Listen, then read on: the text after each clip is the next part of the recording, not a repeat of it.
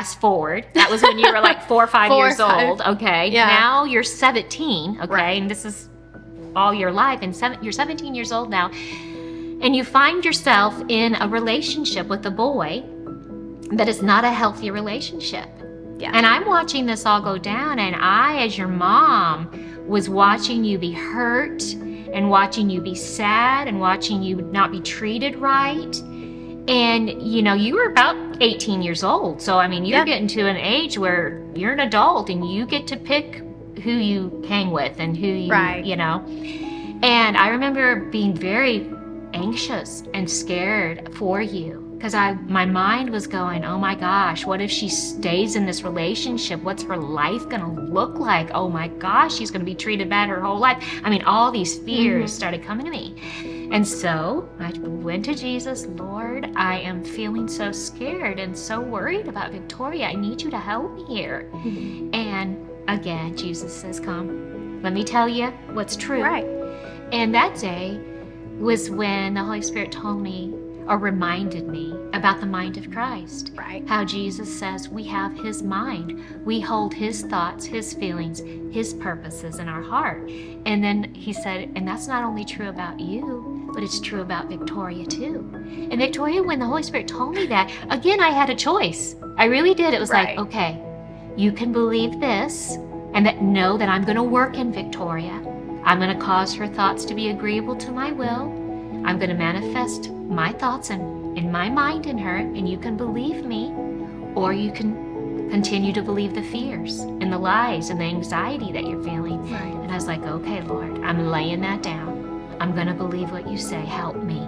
That, you know, and that reminds me of Hebrews chapter 14 through 15, which I was going to read today, about how when we're feeling sad, discouraged, fearful about our kids, come to the throne of grace and let Jesus tell you again how he sees you, what he says.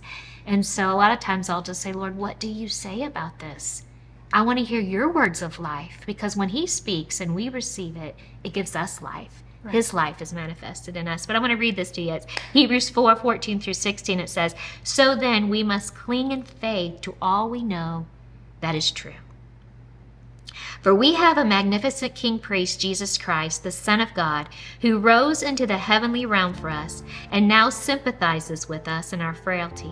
He understands humanity, for as a man, our magnificent King Priest was tempted in every way just as we are and conquered sin. So now we can come freely and boldly to where love is enthroned, to receive mercy's kiss and discover the grace we urgently need to strengthen us in our time of weakness.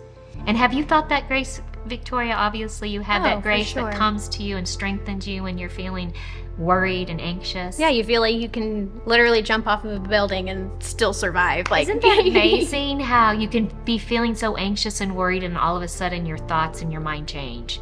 Right. And you're feeling confident and sure again. Yeah, well, I mean, you're living in that situation and feeling like all that pressure is on you. And then you just kind of release it and let God handle it for you. And you're just like, okay, then I'm just going to walk. I'm just going to do what you need me to do to get out of the situation. Right. And it gives you the utmost amount of peace to the point where you feel like invincible. You could do whatever you wanted and no harm would come towards you. I love that. It's amazing. It is amazing. The grace of God is truly amazing. It really does. Sometimes for me, I'm just like, wow, I was just feeling so negative towards that person.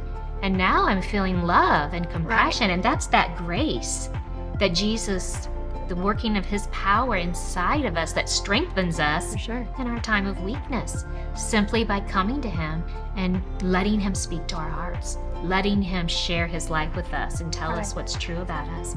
And it just changes everything. For sure. But anyways, with that situation with that boy that you were in a relationship with, and the Lord gave me such peace when he spoke those words to me. But my question to you, I wanted you to share today, because I think it would be very good for people to hear, what were your thoughts? You know, you knew, like you said, Mom had told you your whole life how valuable and wonderful and good you were and lovable, and you were just amazing. I mean, you heard that your whole life, that this is what Jesus said about you. but somehow you began to believe something else. Otherwise, you wouldn't have stayed in a relationship that was unhealthy and a person who wasn't treating you the way you deserve to be treated. Right. So my question to you is, what is it you started believing, or what caused you to stay in an unhealthy relationship? Okay, well, to start it, I'm going to use like a little bit of analogy. You know those movies that we would watch growing up where it was like those rom-coms or romance movies where there was usually like a bad boy and there's this good girl, and then usually that girl would change him for the better, and then he would fall in love with them, and then they'd run off into the sunset and it'd be so sweet, and you just like melt in your chair and you're like, this is such a sweet movie. I want that to be so, and then to live happily ever after for the rest of the season, even though you know it's a fiction. It's not a real story. Okay. But you fall in love with that idea. Especially like growing up, you watch all these movies about princesses and princes ending up together and slaying the dragon, and then you just fantasize that, oh my gosh, that's the kind of love I want. I want a love that's going to change someone for the better.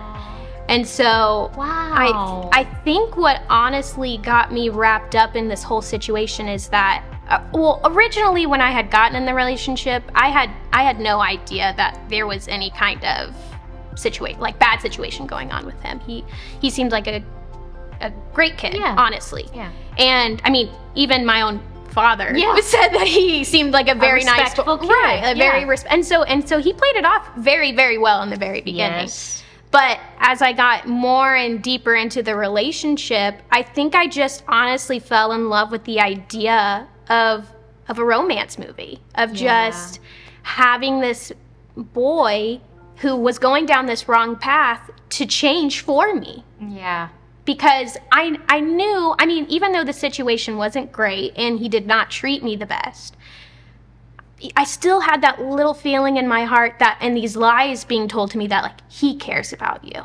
He wants to be with you. It's just hard to change. It's just hard to make those sacrifices with the people that he's surrounding himself with. You just have to keep going. You just have to keep trying. And one day he's just going to wake up and look at me and be like, wow, I'm done. I want to be with you. This is who I'm choosing. And I think that's what I was hoping for. And you know what else, Victoria? You saw good in him. I mean, you saw the good in him. Even though he had a lot of emotional issues and he wasn't treating you right, you saw the good in him. And when you came to me, because we are in grace and seeing people the way Jesus sees them, at first I kind of encourage, he's just having a hard day or whatever, but then it just became like, this is not good. Well, yeah. This is terrible. I don't want Victoria in this relationship. So I went from, oh, he's a good boy, to get her out of this relationship. Well, it is true, though. I mean, with grace, you do have to find like kind of a boundary of knowing a person is going through a situation, but being able to identify, okay, I'm getting too wrapped up into this situation with this grace because I'm giving this person grace after they keep on doing me wrong, and then finally you just have to be like, I care about you and I love you, but I cannot be next to you through this situation anymore. You can't allow them to treat you that way. Because you have worth. Because you have value. Because you deserve respect. And that's what's true about all of us. And so, yes, you're right. It's like you have to go, yes, we can see them the way Jesus sees them, but not allow them to treat us in an abusive way.